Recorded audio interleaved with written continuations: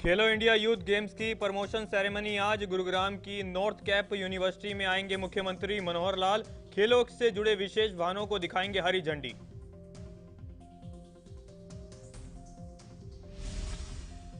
निकाय मंत्री कमल गुप्ता ने पानीपत नगर निगम पर अचानक की रेड।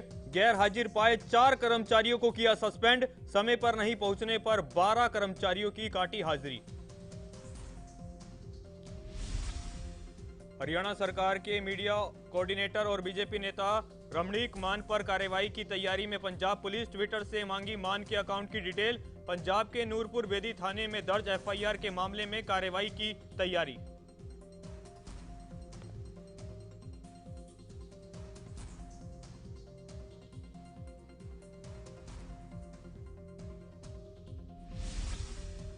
तेजिंदर बग्गा मामले में पंजाब हरियाणा हाई कोर्ट में सुनवाई। तेजिंदर बग्गा को हाई कोर्ट से मिली बड़ी राहत। हाई कोर्ट ने गिरफ्तारी पर 5 जुलाई तक लगाई रोक।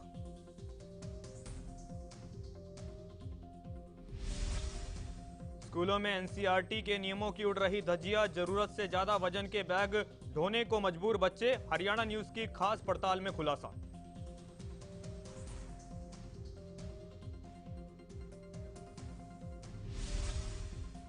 और फतेहाबाद की ठाकर बस्ती में 2 पक्षों के बीच जमकर मारपीट। बुजुर्ग महिला समेत ईंटों से किया गया हमला। मारपीट की घटना का वीडियो भी आया सामने।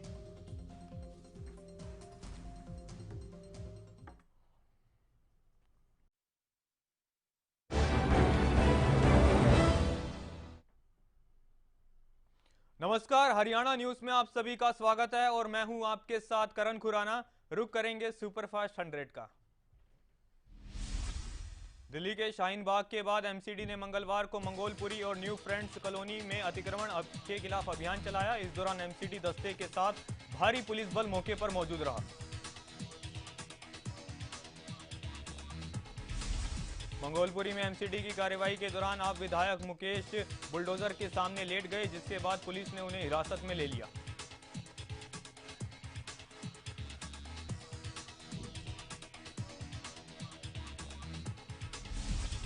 एमसीडी के असिस्टेंट सेक्टर ऑफिसर ने बताया, मंगोलपुरी में 50 दुकानों को कार्रवाई के लिए चिन्हित किया गया था। 70% लोगों ने अपने सामान को खुद हटा लिया। वहीं 30% दुकानों पर बुलडोजर से कार्रवाई की गई। बीजेपी नेता तेजिंदर बग्गा को हाईकोर्ट से बड़ी राहत मिली है। पंजाब हरियाणा हाईकोर्ट ने बग्गा की गिरफ्तारी पर 5 जुलाई तक के लिए रोक लगा दी है।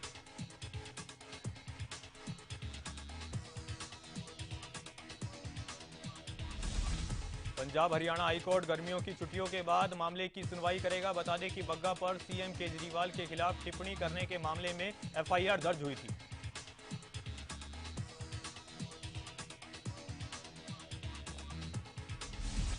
पंजाब के मोहाली में सोमवार देर शाम पुलिस इंटेलिजेंस हेडक्वार्टर की बिल्डिंग में जोरदार ब्लास्ट हुआ, जिसने सभी को सकते में डाल दिया।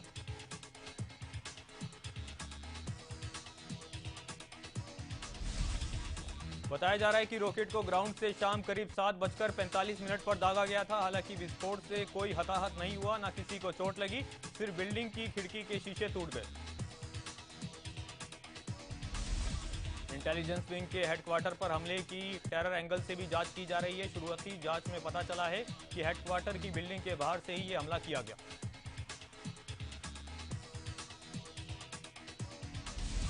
इंटेलिजेंस हेडक्वार्टर की बिल्डिंग में धमाके के बाद से पंजाब हाई अलर्ट पर है। जिस बिल्डिंग में धमाका हुआ उससे आसपास पुलिस की भारी तैनाती कर दी गई है।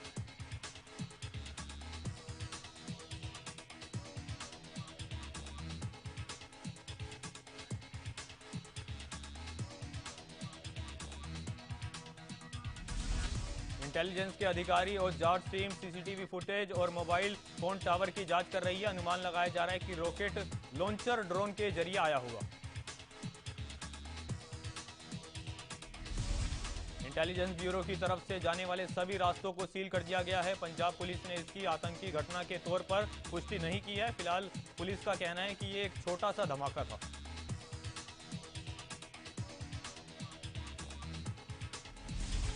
मोहाली ब्लास्ट को दिल्ली के मुख्यमंत्री अरविंद केजरीवाल ने कायराना हरकत बताया। अरविंद केजरीवाल ने ट्वीट कर कहा, मोहाली ब्लास्ट उन लोगों की कायराना हरकत है जो पंजाब की शांति भंग करना चाहते हैं। अरविंद केजरीवाल ने कहा, पंजाब सरकार आतंकियों के मंसूबे पूरे नहीं होने देगी। पंजाब के लोगों के साथ मिलकर हर हालत में शांति कायम रखी जाएगी और दोषियों को कड़ी सजा दिलवाई जाएगी। मोहाली ब्लास्ट का जिक्र करते हुए खालिस्तानी आतंकी संगठन सिख फॉर जस्टिस ने हिमाचल के सीएम जयराम ठाकुर को भी धमकी दी। धमकी में कहा गया कि ऐसा शिमला में भी हो सकता है।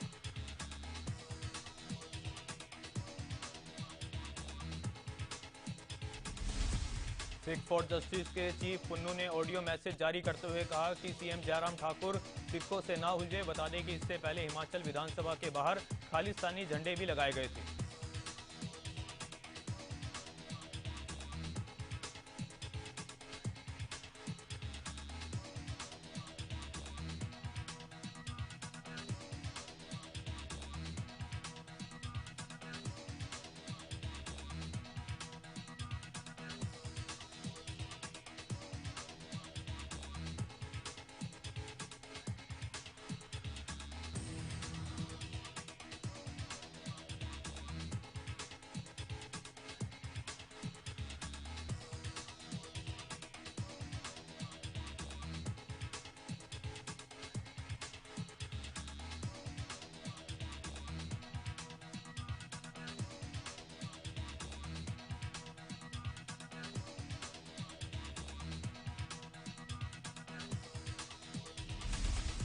अमरावती से निर्दलीय सांसद नवनीत राणा की एमआरआई की फोटो और वीडियो सोशल मीडिया पर वायरल होने के मामले ने तूल पकड़ लिया है। इस मामले में बीएमसी ने लीलावती अस्पताल को नोटिस जारी किया है।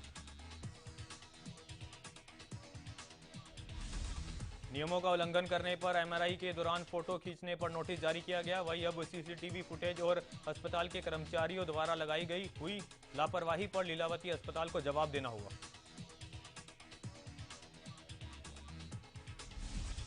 योगी सरकार अब उत्तर प्रदेश के लोगों को राज्य के बाहर भी खासा ध्यान रखने की ओर जोर दे रही है। इसी कड़ी में सीएम योगी ने मुंबई में यूपी सरकार का दफ्तर खोलने का फैसला किया।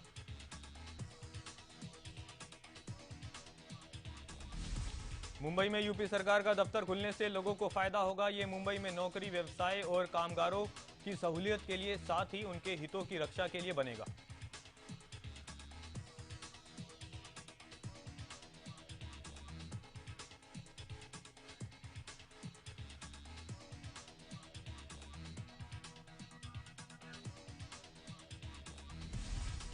दिल्ली एनसीआर समेत उत्तर भारत के कई हिस्सों में फिलहाल गर्मी से कोई राहत नहीं मिलने वाली है। दरअसल मौसम विभाग ने दिल्ली एनसीआर समेत उत्तर भारत के कई इलाकों में 15 मई तक लू चलने की चेतावनी दी है।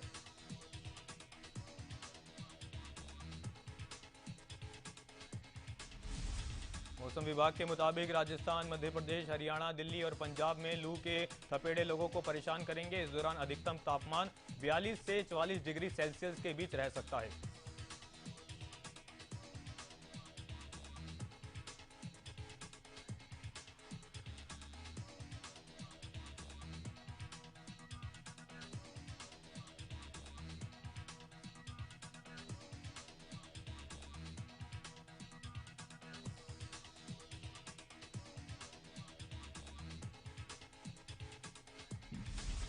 रूस और यूक्रेन के बीच चल रही जंग अभी भी जारी है। युद्ध में यूक्रेन के कई शहर खंडर में तब्दील हो चुके हैं, लेकिन बावजूद इसके दोनों में से कोई भी देश झुकने को तैयार नहीं है।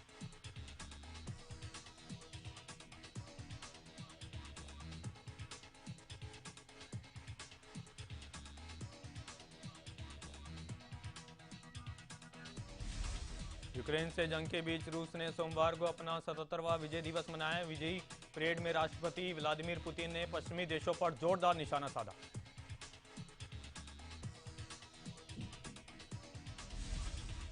रूस के विजय दिवस के मौके पर पुतिन ने नाटो को भी घेरा। पुतिन ने कहा, नाटो रूस की सीमाओं के जरिए उसके लिए खतरा पैदा करने की कोशिश कर रहा था।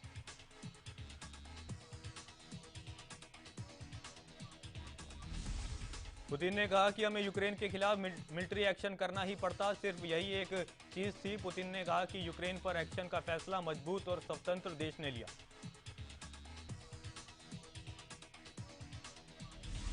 रूसी राजदूत द्वितीय विश्व युद्ध के शहीद हुए सैनिकों को श्रद्धांजलि देने के लिए पोलैंड पहुंचे, जहां उन्हें लोगों के विरोध का सामना करना पड़ा।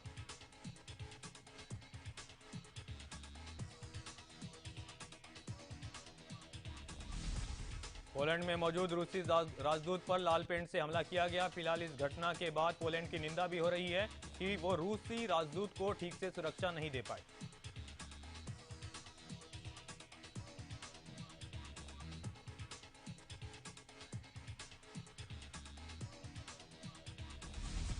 युद्ध के बीच अमेरिका एक बार फिर यूक्रेन की मदद के लिए आगे आया। दरअसल अमेरिका यूक्रेन को $40 अरब देगा। अमेरिकी कांग्रेस ने इस मदद की इजाजत दे दी है।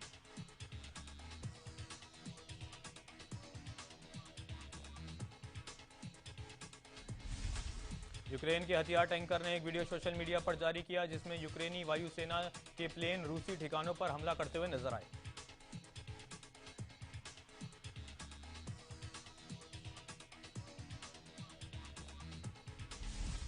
देश में कोरोना के मामलों में उतार चढ़ाव देखने को मिल रहा है। पिछले 24 घंटे में कोरोना वायरस के 2288 नए केस सामने आए।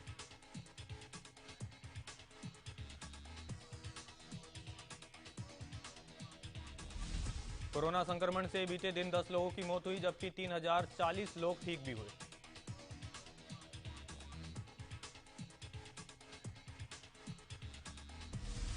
कोरोना संक्रमण के नए मामलों की पुष्टि के बाद देश में अब कुल 20,000 से ज्यादा एक्टिव केस है।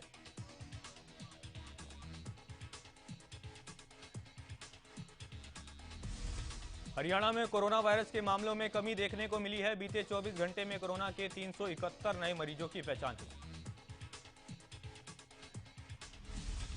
हरियाणा में कोरोना के नए मामलों में सबसे ज्यादा 291 केस साइबर सिटी गुरुग्राम में देखने को मिले हैं।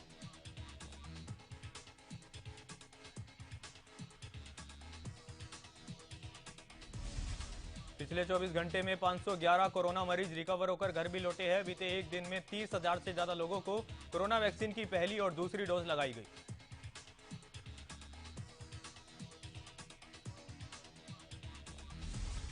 खेलो इंडिया यूथ गेम्स की आज प्रमोशन सेरेमनी होगी। इस मौके पर मुख्यमंत्री मनोहर लाल गुरुग्राम के नॉर्थ कैंप यूनिवर्सिटी में आएंगे और खेलों से जुड़े विशेष वाहनों को हरी झंडी दिखाएंगे।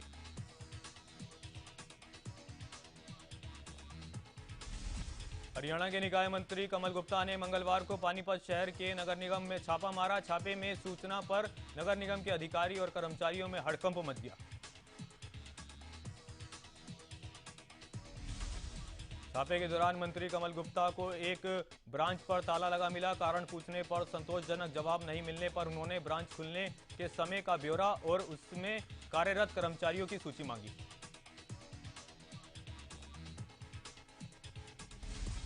निकाय मंत्री कमल गुप्ता के आने की किसी को भनक न लगे, इसलिए मंत्री सरकारी वाहन की जगह निजी वाहन से निगम कार्यालय पहुंचे। इस दौरान मंत्री ने लापरवाही पर 4 कर्मचारियों को सस्पेंड कर दिया। कमल गुप्ता ने सस्पेंड के 2 ही कर्मचारियों का नाम उजागर किया, जिसमें रिंकू और विनोद शामिल है। समय पर नहीं आए करीब 12 कर्मचारियों को उन्होंने गैर हाजिरी भी लगाई। सांप्रदायिक दंगे और क्राइम की संभावना को देखते हुए सोनीपत पुलिस और आरएएफ की टीम ने फ्लैग मार्च निकाला। इसके तहत पुलिस और आरएएफ की टीम ने मिलकर अलग अलग थाना क्षेत्र के बारे में बारीकी से जानकारी ली। आरएएफ के अधिकारी ब्रिजमोहन ने बताया, आपदा के समय जल्दी से जल्दी पहुंचना होता है, जिसके लिए रास्तों के बारे में जानकारी होना बेहद जरूरी है, इसलिए ये फ्लैग मार्च निकाला गया।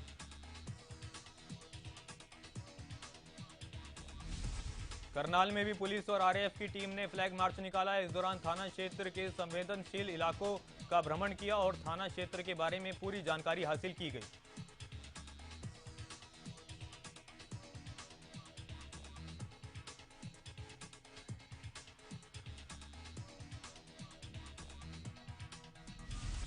हरियाणा में पशुओं के लिए सूखे चारे की कमी की समस्या अब गहराती जा रही है। कई जिलों में सूखा चारा यानी टूडी की किल्लत देखने को मिल रही है।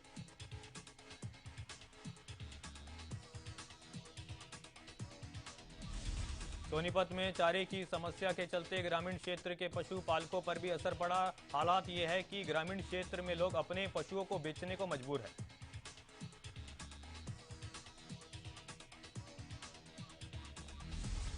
सोनीपत में पिछले साल चारा 250 से 300 क्विंटल बिका था, वही अब इस बार चारे की जमाखोरी और कालाबाजारी के चलते दाम 4 गुना बढ़ गए हैं।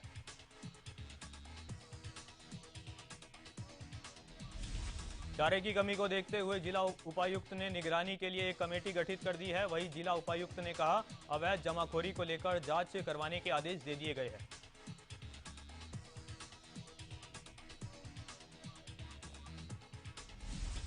सिरसा में चौधरी देवीलाल यूनिवर्सिटी के छात्रों ने सिरसा उपायुक्त के जरिए राज्यपाल को ज्ञापन सौंपा और सरकार द्वारा प्रदेश की यूनिवर्सिटी को लोन दिए जाने के फैसले का विरोध भी किया।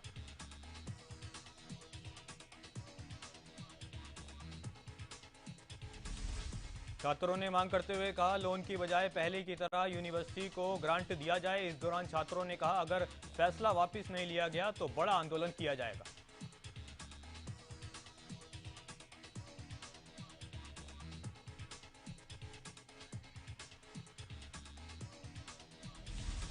फतेहाबाद के लोगों ने डीसी ऑफिस के बाहर ढोल बजाकर अनोखा प्रदर्शन किया और जनता से जुड़े मुद्दों को लेकर प्रशासन को जगाने की कोशिश की। नाराज लोगों ने आरोप लगाया कि खुले दरबार के नाम पर जनता के पैसे को और समय का दुरुपयोग किया जा रहा है। जनता की किसी भी समस्या का समाधान खुले दरबार में नहीं हुआ।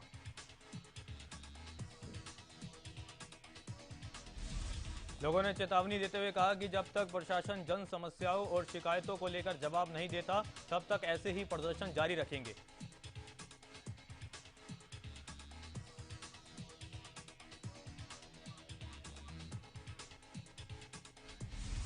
कैथल में हरियाणा पीडब्ल्यूडी मैकेनिकल कर्मचारी यूनियन ने धरना प्रदर्शन किया। इस दौरान कर्मचारियों ने प्रांतीय प्रधान और प्रांतीय महासचिव को निलंबन करने का विरोध किया। कर्मचारियों ने कच्चे कर्मचारियों को पक्का करने की मांग की, साथ ही समान काम और समान वेतन की भी मांग उठाई गई। कर्मचारी नेताओं ने चेतावनी दी कि 18 मई को पूरे हरियाणा के सभी यूनियनों के लोग पंचकुला में इकट्ठा होंगे और पंचायत कार्यालय का घेराव किया जाएगा।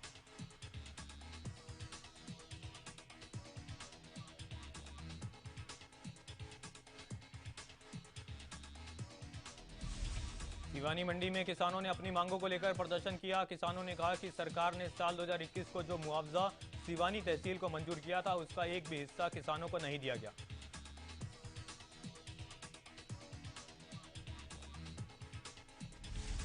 प्रदर्शन कर रहे किसानों ने कहा, मुआवजा देने के लिए जो शर्तें लगाई गई है, उसके चलते ये मुआवजा कागजों में ही रह गया।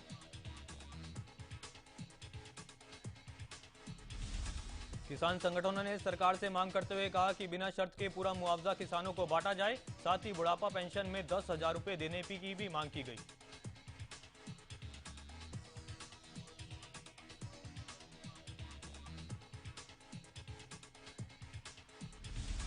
झज्जर में पीडब्ल्यूडी के कर्मचारियों ने प्रदर्शन किया और पिछले दिनों निलंबित हुए कर्मचारियों की तुरंत प्रभाव से बहाली की मांग की।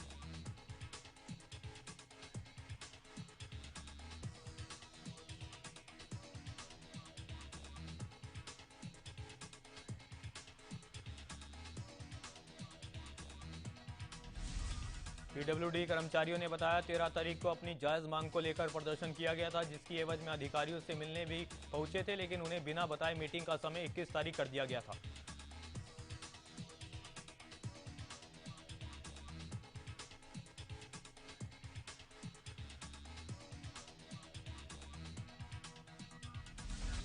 कर्मचारियों ने बताया कि जब अधिकारी उनसे मिलने गए तो उन्हें समझाने की बजाय उनका निलंबन कर दिया गया। उसी निलंबन के विरोध में पूरे हरियाणा में प्रदर्शन किया गया।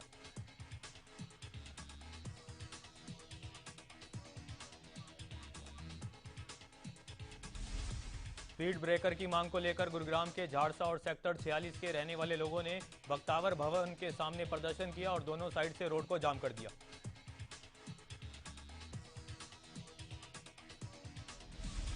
रोड जाम होने के चलते आने जाने वाले लोगों को काफी परेशानियों का सामना करना पड़ा। वहीं सूचना मिलते ही पुलिस मौके पर पहुंची और जाम हटाने का काम शुरू किया।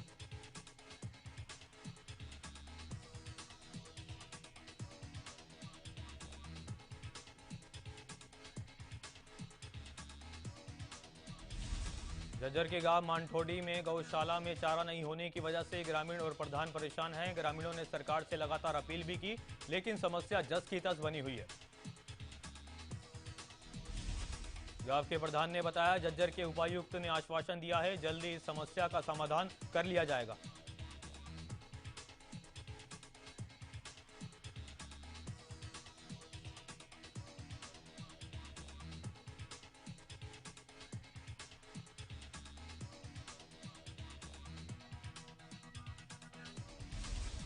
सिरसा अनाज मंडी के आढ़ती एसोसिएशन के प्रधान मनोहर मेहता और मजदूर आमने सामने आ गए। आरोप है कि एक मजदूर को आढ़ती एसोसिएशन के प्रधान द्वारा जान से मारने की धमकी दी गई। मजदूर हजारों की संख्या में इकट्ठा होकर सिरसा मार्केट कमेटी के बाहर पहुंचे और रोष जाहिर किया। वहीं इसे लेकर मार्केट कमेटी के सेक्रेटरी से बात की। बाद में प्रदर्शनकारियों ने आढ़ती एसोसिएशन प्रधान मनोहर लाल मेहता की दुकान के आगे पर धरना दिया।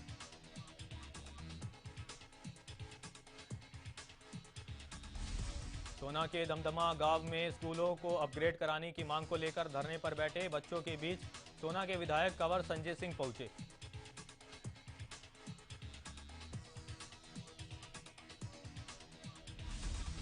विधायक ने ग्रामीणों के साथ बैठकर उन्हें आश्वासन दिया कि जल्द से जल्द दमदमा गांव के मिडिल स्कूल को अपग्रेड कर सीनियर सेकेंडरी स्कूल कर दिया जाएगा। विधायक ने कहा कि सरकार की तरफ से गांव के मिडिल स्कूल को शहीद राज सिंह के नाम पर अपग्रेड करने की घोषणा की गई है।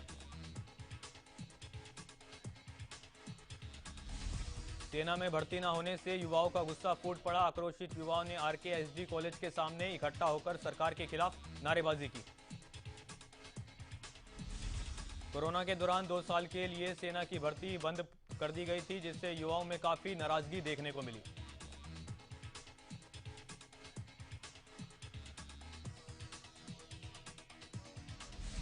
युवाओं ने कहा पिछले 2.5 साल से भारतीय सेना और भारतीय वायुसेना की भर्तियां बार बार रद्द हो रही है। उनकी उम्र निकलती जा रही है और नौकरी न मिलने के कारण युवा बेरोजगार होते जा रहे हैं।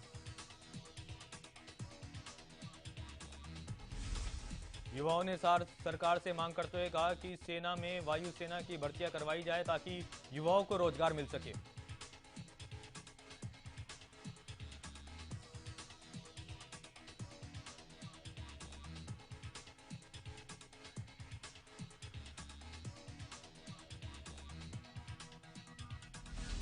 पानीपत के आईटीआई के पास एक ट्रैक्टर ट्रॉली पलटने से बड़ा हादसा हो गया। इस हादसे में करीब 20 लोग घायल हो गए, जिसमें से आधा दर्जन बच्चे भी शामिल थे।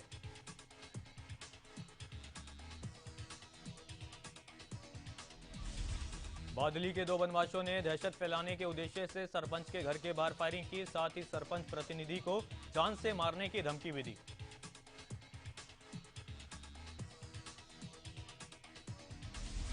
सरपंच प्रतिनिधि अमित कुमार ने कहा 3 युवक उसकी गली में मोटरसाइकिल पर आए थे। एक युवक मोटरसाइकिल के पास ही खड़ा था, जबकि 2 युवक घर के बाहर आकर उत्पात मचाने लगे।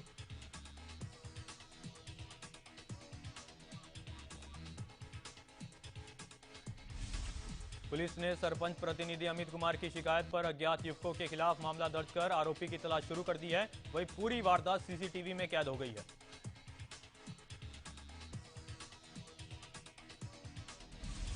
करनाल की विजिलेंस टीम ने रिश्वत लेने के आरोप में एक्साइज एंड टैक्सेशन विभाग के 2 लोगों को गिरफ्तार किया। टीम ने एक महिला इंस्पेक्टर को गुरुग्राम से गिरफ्तार किया, जबकि टैक्सेशन अधिकारी को फरीदाबाद से गिरफ्तार किया। दोनों अधिकारियों ने जीएसटी नंबर के लिए 7 लाख रुपए की रिश्वत मांगी थी, जिसके बाद सप्लायर ने मामले की शिकायत विजिलेंस विभाग को दी। रादौर के एक ढाबा संचालक से फिरौती मांगने के मामले में पुलिस की स्पेशल टीम आरोपियों को पकड़ने के लिए गांव अलहार पहुंची। इस दौरान रास्ते में ही आरोपी का टीम के साथ आमना सामना हो गया। टीम को देख आरोपी खेत के रास्ते से ही भागने लगा, लेकिन कार खेत में धंस गई, जिसके बाद आरोपी अपनी गाड़ी छोड़कर पुलिस को चकमा देकर फरार हो गया। मामले की सूचना मिलते ही डीएसपी रजत गुलिया, सीआईए 1 और सीआईए 2 की टीम मौके पर पहुंची, जिसके बाद टीम ने फरार आरोपी की गाड़ी को कब्जे में लिया। फिलहाल पुलिस आरोपी की तलाश में जुट गई है।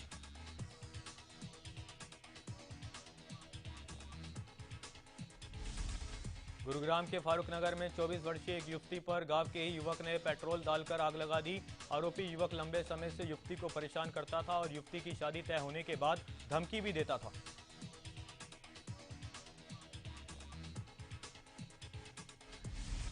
युवती की 11 मई को शादी होनी थी। आग लगने से युवती की हालत गंभीर है। उपचार के लिए उसे दिल्ली के सफदरजंग में दाखिल कराया गया, जहां युवती जिंदगी की लड़ाई लड़ रही है। युवती पर पेट्रोल डालकर आग लगाने के मामले में पुलिस ने आरोपी जयपाल बिल्लू को गिरफ्तार कर लिया। पुलिस पड़ोस का ही रहने वाला बिल्लू अपनी छत पर खड़ा होकर युवती से इशारेबाजी भी करता था।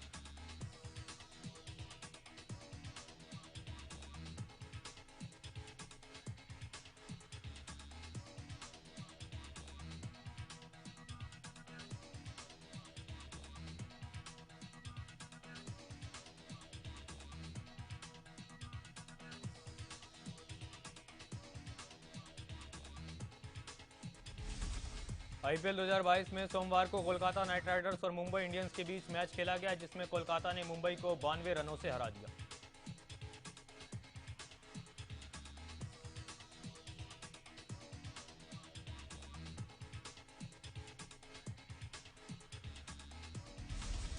मुंबई की हार के बाद टीम के स्टार गेंदबाज जसप्रीत बुमराह ने बड़ा खुलासा किया। उन्होंने कहा कि अब हम अगले सीजन की तैयारी में जुट चुके हैं और आने वाले मैचों में अच्छा प्रदर्शन करेंगे।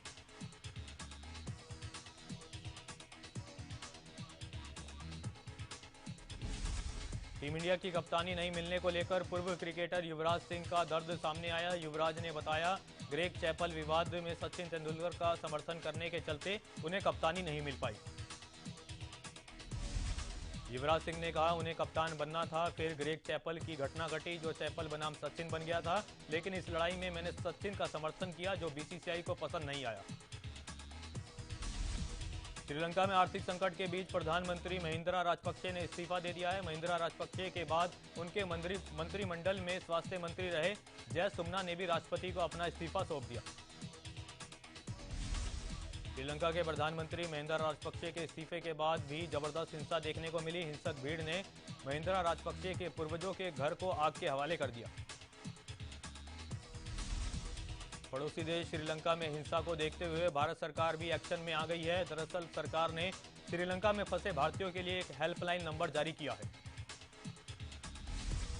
पाकिस्तान के प्रधानमंत्री शहबाज शरीफ ने इमरान खान पर देश में गृह युद्ध छेड़ने की साजिश रचने का आरोप लगाया और इमरान खान को कानूनी कार्रवाई की चेतावनी दी।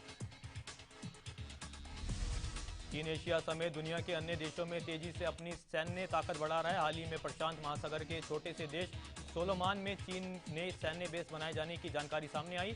इससे अमेरिका, ऑस्ट्रेलिया और न्यूजीलैंड की चिंता बढ़ गई है। तालिबान के महिलाओं को सिर से पैर तक बुर्के से ढके रहने वाले फरमान का नोबेल पुरस्कार विजेता मलाला यूसुफजई ने विरोध किया। उन्होंने कहा कि तालिबान अफगानिस्तान में सार्वजनिक जीवन में से महिलाओं को मिटाना चाहता है। दुनिया भर में किंवदंती के तौर पर मशहूर रहस्यमयी संगठन इल्यूमिनाटी पर इंडिया में वेब सीरीज बनेगी। इस वेब सीरीज का टाइटल भी इल्यूमिनाटी ही रखा गया है। सीरीज में विक्की कौशल और रणवीर सिंह लीड रोल में नजर आएंगे।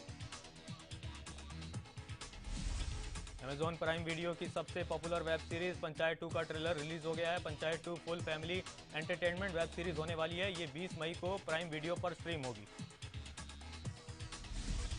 डायरेक्टर विवेक अग्निहोत्री ने अक्षय कुमार पर तीखा हमला बोला। उन्होंने कहा कि द कश्मीर फाइल्स फिल्म की तारीफ करना अक्षय कुमार की मजबूरी थी और ये तारीफ पूरी तरह से नकली थी।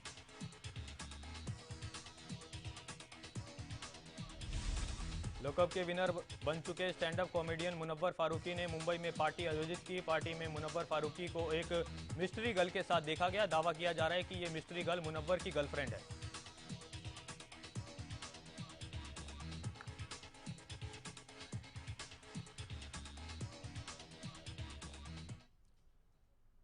फिलहाल के लिए सुपरफास्ट 100 में इतना ही। देखते रहे हरियाणा न्यूज।